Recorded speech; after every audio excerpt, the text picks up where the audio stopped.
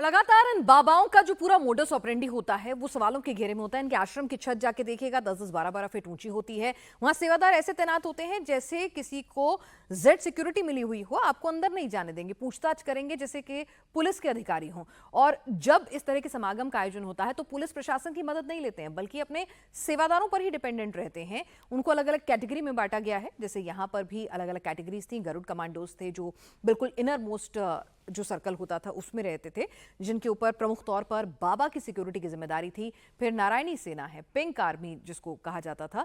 उसके अलावा जो है वो ब्राउन कलर की खाकी वर्दी में भी कुछ सेवादार मौजूद रहा करते थे। तो कई अलग अलग तरह के सेवादार वहां पर थे। अलग अलग घेरे में उनका काम होता था भीड़ को नियंत्रित करना और बाबा को सुरक्षा मुहैया कराना। आम जिस तरह से लगातार कहा जा रहा है कि पुलिस प्रशासन की मदद ये लोग कतई नहीं लेते थे। अपने आसपास एक ऐसा अभेद किला, एक ऐसी पजल क्रिएट करके रखते थे कि इनके बारे में किसी को कुछ पता ना चल सके, कोई वीडियो ना बना सके। तो सवाल इनकी नीयत पर भी उठता है कि अगर सब कुछ पाक साफ था, आप सिर्फ भगवान का नाम ले रहे थे, आप सिर्फ लोगों को अच्छी बातें सिखा रहे थे, तो इस तरह की सीक्रेसी, इस तरह की प्रिवेसी, इस तरह से छिपाना क्यों? बहरहाल इस पूरे मामले में 6 लोगों को अरेस्ट कर लिया गया है। उसमें 2 महिलाएं और 4 पुरुष हैं।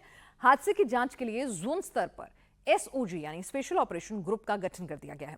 पुलिस का साफ कहना है कि भगदड़ मचते ही समागम के आयोजक वहां से भाग खड़े हुए, लोगों को उनके हाल पर छोड़ दिया। किसी तरह की कोई मदद, हॉस्पिटल पहुंचाने की कोशिश नहीं थी। अरे बाबा के काफिले में जितनी गाड़ियां थी, अगर उन गाड़ियों को ही लोगों की मदद में लगा देते तो शायद कई लोगों की जान बच सकती थी। लेकिन बाबा तो अपने पूरे गाड़ियों के काफिले के साथ, अपने सेवादारों के साथ रफू चक्कर होने में ही भलाई समझी। उन्होंने भक्तों की परवाह नहीं की। लेकिन भक्तों का ब्रेन वॉश ऐसा है कि अभी भी अगर आप भक्तों से जाके पूछेंगे कि बाबा की कोई गलती है, कोई लापरवाही है, तो कहते नहीं, बाबा ने कुछ नहीं किया। विवेचना प्रारंभ करते हुए 6 लोगों की अभी गिरफ्तारी की गई है। विवेचना के क्रम में एडीजी जोन आगरा द्वारा भी सभी जनपद में निर्देशित किया गया है अपने जनपद में गिरफ्तारी हेतु, और जोन स्तर के ऊपर भी एक एसओजी टीम का गठन हुआ है जो कि संलिप्त लोगों और संस्था के सेवादार अधिकारी पदाधिकारियों की भूमिका को जांच करेगी। इसके अलावा रेंज लेवल की जितनी भी एसओजी टीम है उनको पुलिस अधीक्षक हाथरस के सहयोगार्थ संबद्ध किया गया है।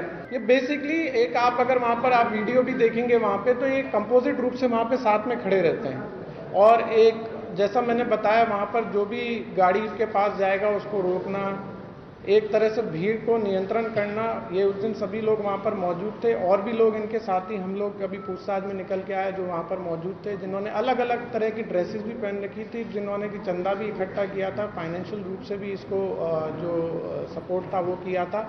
और बेसिकली जब भगदड़ की सिचुएशन हुई तो ये सब जो भी आयोजन करता है मौके से भाग गए। और हैरानी की बात यह है कि बाबा के सत्संग में बदइंतजामी थी। भगदड़ में 121 श्रद्धालुओं की मौत हो गई। बाबा गायब हो गया।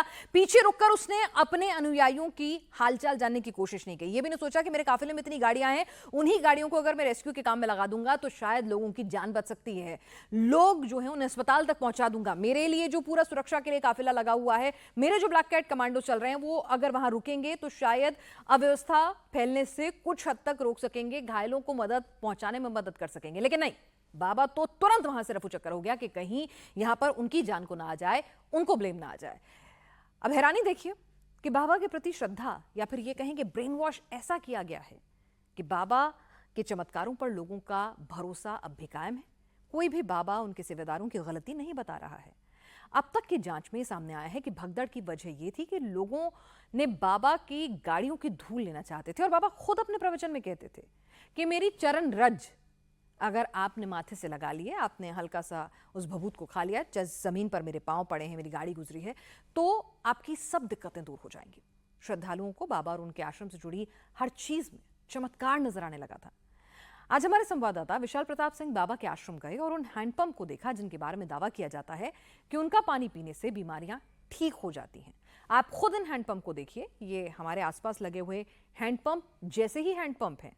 ये कहीं कोई चमत्कारिक हैंडपंप नहीं है, ये कोई जिसे कहते हैं ना प्रकृति की गोद से आ रहा कोई ऐसा पानी नहीं है जिसमें कुछ चमत्कारिक केमिकल्स हों या जिसमें किसी औषधि तत्व की पुष्टि की गई हो। क्योंकि कई जगह का पानी होता है जिसमें कहा जाता है कि इसमें कुछ इस तरह से इतना प्योर है, इसमें औषधि है, तो वो अच्छा माना जाता है, मीठा पानी, तमाम तरह की बातें होती हैं। लेकिन ऐसा कुछ नहीं है। ये एक साधारण सड़क किनारे लगे हुए एक एक बाद हैंडपंप है जिनको बाबा चमत्कारिक हैंडपंप की बात करता था। कोई मंत्र नहीं है इन हैंडपंप के पानी में, किसी भी तरह से ये पानी जो है चमत्कारिक हो या इस पानी के अंदर खुद जमीन के नीचे से ऐसे औषधि तत्व हो जो साइंटिफिकली प्रूवन हो, ऐसा कुछ नहीं है।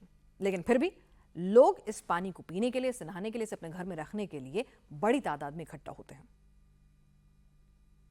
जैसे ही आप आश्रम में आते हैं, आश्रम में आपको कई सारे 1 2 3 4 5 6 7 8 हैंडपंप मिलते हैं। और मान्यता यह है कि जो लोग भी यहाँ पर आते हैं और इस हैंडपंप का पानी पीते हैं, इस पानी को बहुत ज़्यादा यहाँ पर पावन माना जाता है, प्रसिद्ध माना जाता है। और ये माना जाता है कि इस पानी को पीने से लोगों की बीमारियाँ खत्म होती हैं, उनका जो कष्ट होता है वो खत्म होता है और उनकी जो परेशानियाँ हैं वो भी खत्म हो जाती हैं। इसके अलावा अगर बात कर लिया जाए तो जो सेवादार हैं, मुख्य सेवादार हैं, वो भी हमारे साथ मौजूद हैं, उनसे बात कर लेते हैं। दादा, कल से आपसे हम लोग बात कर रहे हैं, ये बताइए कि जो पानी की विशेषता है, लोगों की मान्यता क्या है इस पानी को लेकर के? ऐसा है, देखो ऐसा कि पानी हम और आप सभी जानते हैं कि पानी घरों में नल लगाए जाते हैं, कहीं भी नल लगाए जाते हैं, तो पानी पीने के लिए, नहाने धोने के लिए लगाए जाते हैं। और ये पानी की मान्यता जो लोग बकवास करते हैं ना कि पानी अगर बीमारी ठीक कर देगा, क्या ये लोग कहते हैं कि भाई हमारी कोई परेशानी होती है, कोई दिक्कत होती है, तो इस तरीके से यहाँ पे हमको फायदा मिलता है। ऐसा है कि पानी काम नहीं करता, दवा डॉक्टर देते हैं, वो भी कहते हैं कि प्रभु हमारा काम हमने कर दिया, अब अपना काम कर देना, तब वो दवाई काम करती है। ऐसे ही जल पीने वाले जल पी रहे हैं और परमात्मा का नाम ले रहे हैं, तो वो काम हो रहा है और वो समझ रहे हैं हमने पानी पी लो तो कम है। वो ये भ्रम है। आप चूंकि यहाँ के मुख्य सेवादार हैं, भोले बाबा इस समय कहाँ है? सब लोग जानना चाह रहे हैं कि कहाँ है। क्या आप लोग की जानकारी में है कि भोले बाबा कहाँ? हमारी कोई जानकारी भी नहीं है अभी तक, ये जानकारी आप स्वयं करें। जो मुख्य सेवादार हैं उनको फिलहाल जानकारी नहीं है कि इस समय भोले बाबा कहाँ हैं। आश्रम की अगर बात कर लिया जाए तो देखिए लंबा प्रांगण यहाँ पर है कि जो लोग यहाँ पर आते हैं, भक्त यहाँ पर आते हैं, उन सारे लोगों की ठहरने की, रुकने की जो व्यवस्था होती है इसी आश्रम के जरिए की जाती है।